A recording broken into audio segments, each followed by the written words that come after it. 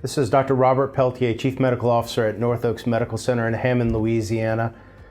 We're going to have our 10th COVID video that we've made so far. We've tried to give you a weekly video, or at least a weekly video, to let you guys know what's going on locally here in the Tangipahoa Parish area. We continue to have really good outcomes here at North Oaks with a lot of our COVID patients, and have been able to discharge in excess of 80 of our patients that have come in to our facility with COVID. Our numbers on the state continue to increase a little bit as expected. In today's video, we'll talk a little bit about the modeling that the governor is using to determine when it's an appropriate time to go back to work. As far as the numbers are, we've had 22,000 plus people positive in the state, and here in Tangipahoa Parish, it's 363.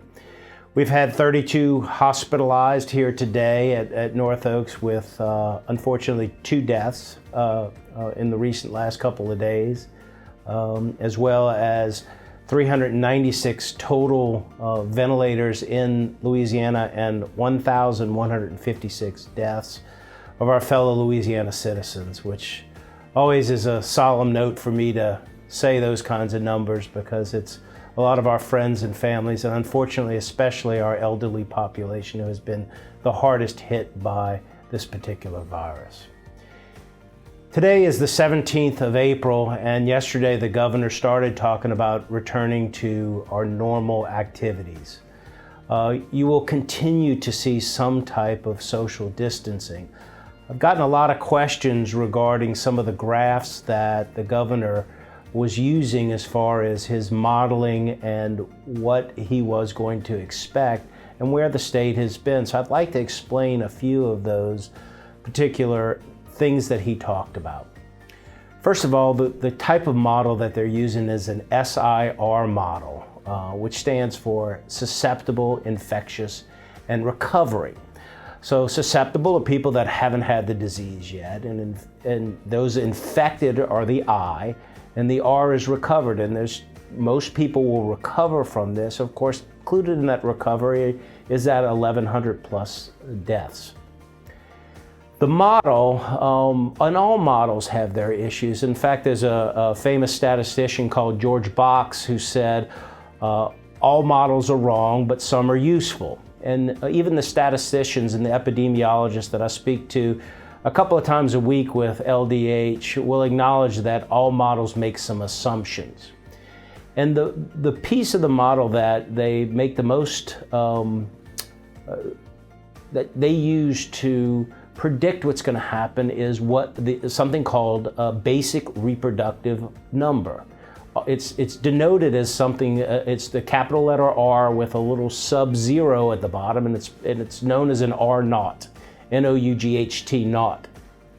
And that number is composed, it's basically how many people am I expected to infect. We know from the Chinese studies that an R naught generally looked like it was about 2.4, meaning if I was infected, I would infect an average of 2.4 people. But lots of things go into changing that number. So one of the things that may go into changing an R naught would be if we had a vaccine. That would reduce the amount of people that it could infect. Some other things would go, how is it transmitted? So if I'm washing my hands, we've talked about that lots of times. If I'm wearing a mask or stopping my sneezes and coughs from hitting my fellow neighbor as I walk past them, all of those things will reduce that R naught. And the third piece, and the piece that the governor's concerned about changing, would be social distancing. Social distancing, if I'm not near someone, I certainly can't give them the virus. So those 3 factors play into it. Now, where I would say thank you Tangipahoa Parish and our surrounding Region 9, and when you look at the Region 9 data that the governor looks at for our particular area, the R naught of 2.4 is effectively running at about 1.3. We know that 1.7 is pretty effective social distancing, and a 1.3 is what they consider the equivalent of a stay-at-home order, not a quarantine type order, but a stay-at-home order. So 1.3 is exceptionally good, and that means that we can expect in the next 14 days, which is all this model can accurately predict out to, that we will not be overwhelmed with patients that would overwhelm our resources. Remember, social distancing is there simply to make sure that we do not have a peak in that curve that would exceed the resources that we have here at North Oaks, or in this case, Region 9. We want to make sure we have those resources. If you or your family members or your loved ones get sick, we want to be able to take care of them. And if we have too many people at one time, that would be a problem. So the good news is that we look, and that's why you've had the governor talking about this a lot, we look like we're ready to start having some limited return to normalcy. That's very difficult, and I don't envy any of the politicians, whether it's the governor, your local, Robbie Miller here in Tangipahoa Parish, or the mayors in how they move forward with these, because it's a very delicate balance that they will be trying to play, and they will be monitoring a lot of things. The governor's press conference yesterday said one of the first things that he is going to open is the healthcare system to starting doing some of those procedures that have been put off to try to make sure we had those resources available. So at this time, when he changes that and allows those things to move forward, it's time for you, if you've been waiting on a procedure, to contact your physician to see, is it time for me and my procedure to move ahead with? We've been particularly concerned with this virus about people in our parish being afraid to come into our facility. And I would continue to remind you that if you put off something, it's soon is going to be the time to get it done so that you are not putting yourself at any risk. And please don't be scared if you are acutely ill to come to our facility. Our emergency department has been segregated, and people at the front desk try to differentiate those who have influenza-like illnesses, of which COVID-19 would be one of those illnesses, or something else. And we want to make sure that you don't put off coming in with heart failure or your blood sugar being significantly elevated or something else which could be emergent because you're scared of getting COVID. We've taken extraordinary steps to make sure you and your family is safe. So whatever you do, make sure you take care of yourself and don't be afraid of this virus. It is concerning. It does have its implications, but so do the other medical illnesses that are out there. So please take care of yourself. I would continue to remind you to wash your hands frequently. When you go to the supermarket, try to do it as little as possible. Continue to use those social distancing things that our state and federal and local governments have put into place, and keep abreast of what the governor does to change those things so that you can start to slowly get out. But please don't expect that we're going to see everybody going back to things as normal very soon. Unfortunately, it looks like this virus will be here for a significant period of time.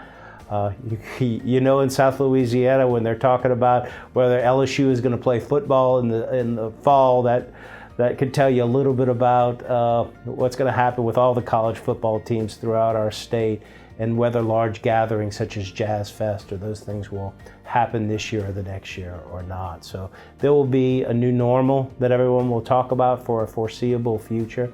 So, continue to discuss with you and your family, and don't get lax about those social distancing things that we've asked you to do, and you have been number-wise demonstrated to be excellent at it. So on behalf of the employees here at North Oaks and your fellow citizens, I would like to tell each and every one of you that have taken those measures to distance yourself socially, thank you. I would also like to give a very large shout out to all the support we've gotten here at North Oaks.